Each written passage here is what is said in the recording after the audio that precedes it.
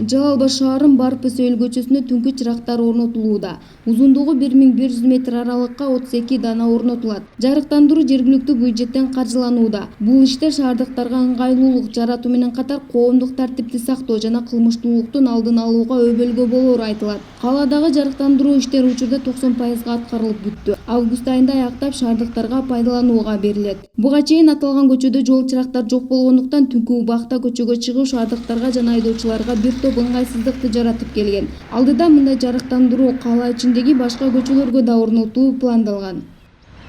Барпы-Сөл көчөсүн жарыктандыруу анан шаарыбыздан ушу мындайча айтканда мына өзгөнүн ош тарабынан кирип келүүчү жагы болуп эсептелгендиктен ушу Барпы-Сөл көчөсү анан шаарыбыздагы кенен көчөлөрдүн бирөө болгондуктан ушу шаарыбыздын көркүнө көрк кошуу максатында ушу мэрибиздин сунушу менен жергиликтүү депутаттар колдоп берип ушу ишке атат.